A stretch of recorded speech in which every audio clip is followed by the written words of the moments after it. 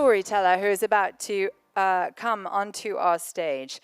It is a complete delight for me to introduce you to Patrick Holden, who will tell us the tale, over 50 years, of his life on an organic farm in West Wales, and how he's developed a farming system that is delivering on climate, nature, and for health.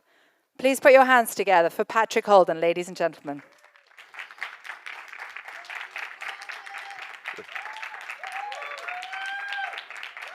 Hi, everyone. Yes, I am Patrick Holden. I'm a Londoner who got back to the land as part of the kind of hippie back to the land movement in the 1970s. And we've just celebrated 50 years on our farm. Oh yes, that's a picture of me. That was actually taken in July 1973 with my firstborn daughter, Barley Rose Holden. And as you can see, there were 6 of us then, and it was an amazing time. And we've had about 5 different chapters on the farm. But what is amazing is that we're still farming there. We bought a herd of cows in 1973 and started milking them, and I'll tell you the farm story in a moment. But 50 years have gone by, we're still there. And it's an amazing thing to have been on a piece of land over that long and witness the impact of what you've done on the landscape, on the climate impacts, on the biodiversity outcomes, on the social outcomes, and actually the spirit of the place, the atmosphere of the place, because that's what really matters, that if we're going to live in harmony with nature, we need to feel good about the result of what we've done. So just to say, before I go into that, how many people are there at COP? I don't know, 100,000? A lot. And I had this moment yesterday where I was standing just somewhere between the green zone and the blue zone, and I've been here for 3 days and participated in numerous meetings, quite a few of which are kind of top-down, because it's kind of a bit of a top-down place, isn't it? Lots of leaders here and heads of businesses and people who are in positions of top-down influence. And yet, that isn't the atmosphere of COP, I think. The atmosphere of COP is that there are 100,000 people here, and there's a sense of our common humanity. And a lot of us, not me obviously, are young. And so you, as opposed to me, will be around to witness the impact of what is decided at COP on our lives later in the century. So the question arises, is there a guiding wisdom out there which will help the leaders who are in the blue zone make sense of the policy that needs to be changed to make the world habitable towards the end of the century? And the truth is we don't know. And I met one of the COP champions yesterday, Federico, ex-champion, but actually he's a wise man. And so there was hope there.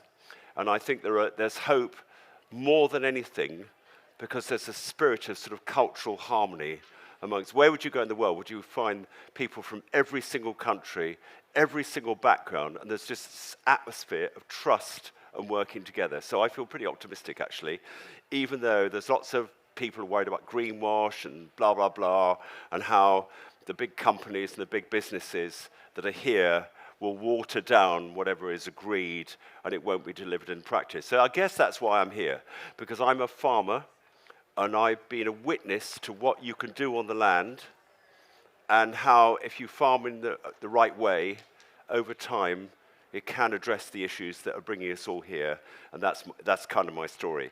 I do think that when you are lucky enough to have a relationship with a small piece of land, and in a way, it doesn't matter how small it is. It could be a garden, and you have stewardship over that land for a certain period of time. You understand what's needed at a global scale from the ground up. And I think it is a microcosm, macrocosm thing, that if you understand yourself and your relationship with your food and your relationship with your garden, or in my case, my farm, from the ground up in an intimate, personal way, a bit like our microbiome, because we're nourished by what we eat, and that has a relationship with the soil. If you understand that, then you understand the universe, because everything is connected, nothing is separate. And I was very inspired by the King's opening speech, where he said, "The earth does not belong to us.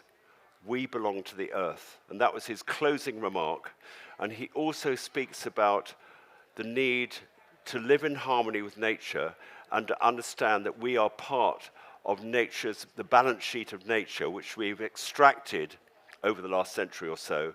And now we need to restore the natural and the human capital that has been so depleted during my farming lifetime, and put it back in the ground, restore the biodiversity, and deliver positive social outcomes, all of which can be done while at the same time producing food. And I think one of the things that's happened, certainly when I've been farming, is that nature and food have been separated. They've been separated in our imaginations, they've been separated in policy, and they've been separated in practice, because the period of extractive chemical agriculture has massively depleted the biodiversity which used to coexist with food production, which I can remember because I'm 73 years old. I was born in 1950. So in the 50s, when my dad was training to be a doctor, I had the luck to be on a farm in Hertfordshire and witness this abundance of nature, which even at that time was coexisting with food production, and since when it's all gradually disappeared. And if you were born after the,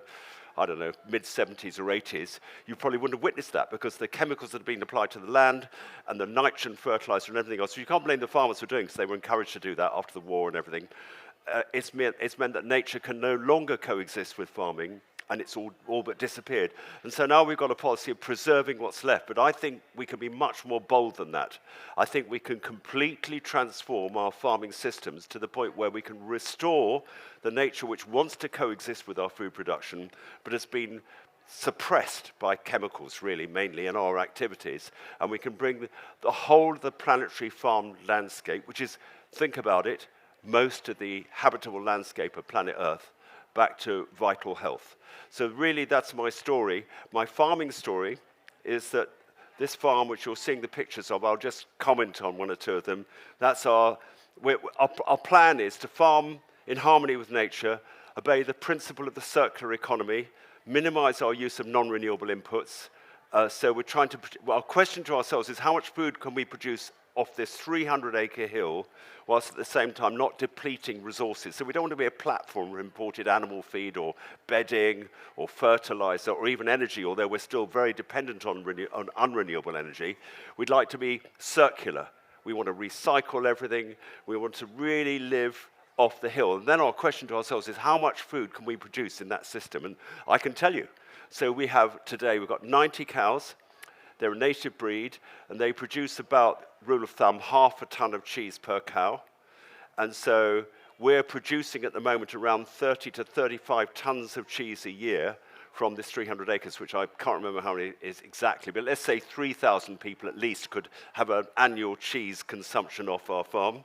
And then also the dairy cows, sorry to say this for people who are ethically opposed to animals, but at the end of their lives, they do provide meat. And so I think the meat from our retired dairy cows could feed another 500 people. And what is really interesting about this system is that we think, but we're not absolutely certain, that we are carbon negative. So we're a livestock farm, and many of you will think that because all the rhetoric of the COPs has been, we're going to move to a plant-based diet, get rid of livestock. That's not right.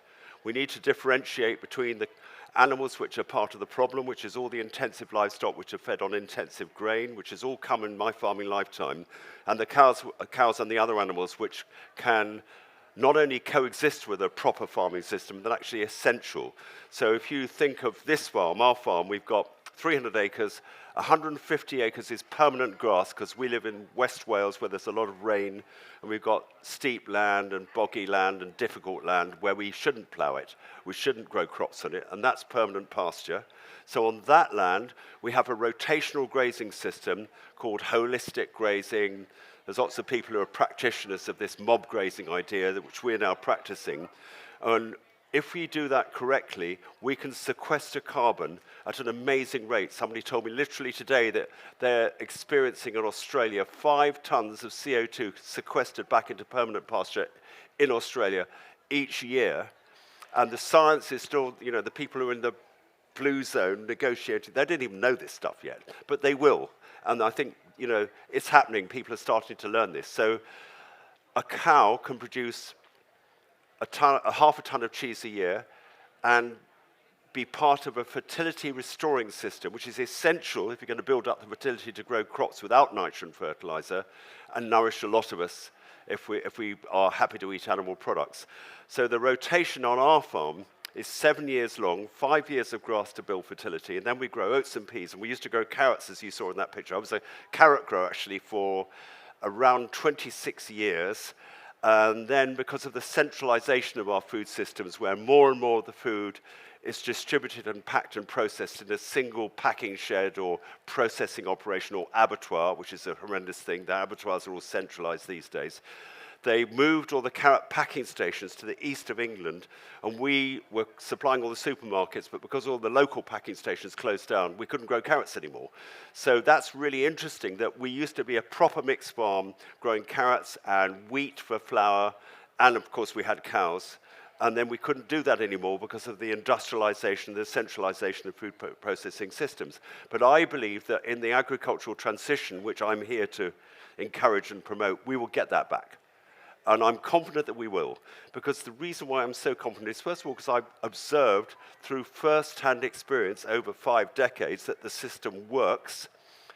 And secondly, that I never thought this would happen, and it's because of the Sustainable Markets Initiative, which was launched by the now King, then Prince of Wales, in 2020 at Davos. He said, we're never going to get the change that we need in the time available unless we mobilize all the big companies of the world in every sector. And I'm fortunate enough to have been involved with the Sustainable Markets Initiative Agribusiness Task Force, which is CEOs of some of the world's biggest food companies, and also a thing called the Global Farm Metric, which is measuring land use sustainability impacts. And I'm quite disruptive. I've had a bit of therapy. I'm less disruptive than I used to, but I'm definitely not a seller-outer or a compromiser. And so it's been my privilege to make the acquaintance of all these CEOs. And they're worried. They've got kids. They've got businesses, and they think their customers don't like the food they're producing anymore. They know they've got to change, but they don't know how. So we are here, my organization is here, to try to help them go on a transition journey and hold them to account in a friendly way by making the measurement of the food systems that need to replace the ones we've got at the moment entirely transparent, and to give you the information so as an eater of food, you can make choices based on the true sustainability of the products. What a wonderful thing that would be if all the farming systems of the world were to be able to transition to systems of food production working in harmony with nature. And if I hadn't been farming all this time, I wouldn't be able to say that and feel underneath my words. But I can say this, that the productivity of our farm is increasing, that the biodiversity which coexists with the food production is amazing and growing. The insect life, the butterflies, the small mammals, the birds, the plants which are in the understory of the grass, these are all going up. And our social impacts are positive too. So we employ more people. We employ 5 people on our cheese dairy. And there's just an atmosphere of health and prosperity about the farm. And quite recently, we've decided that the future of regenerative farms is to act as educational stages. Because if you ask the question, how are we going to transfer all this knowledge and understanding, not just to farmers, but also to people who eat, which is everyone, especially people in school, we need to bring them all onto farms and show, not tell, the children when they're young and they're impressionable, like I was when I was in London, and I went to a dairy farm with my mum when I was 5, went to the cowshed and thought, I'd like to do that. That's it. You know, that's what I think we need to do. Are we out of time? 2 minutes. So I'll end on a note of optimism. I mean, I haven't talked you through all these pictures, but you can see that just from the pictures, the farm is vital. It's producing healthy, nutrient-dense food in a way which can carry on being practiced for generations to come. It's replenishing the carbon in the soil. It's increasing the biodiversity, and it's having fantastic social outcomes. So can we do this? Yes, we can. And I am committed for the rest of my active life, who knows how long I've got, but I've got a few years yet, I hope, to come to COPs and to engage with these leaders, but also work from the ground up, because in the end, change will never happen only from the top down. It has to happen from the ground up as well. And this is not restricted to farmers in so-called developed countries, which are really undeveloped in the real terms. But this is also smallholder farmers throughout the world who actually still produce the majority of food that's eaten. And we need to make sure that we warn them against industrialization, called counter-development in some stories. So I think we can do this, and I think the COP can be and will be the future platform where many of these conditions, enabling conditions, can be created. So, thank you very much for listening to me.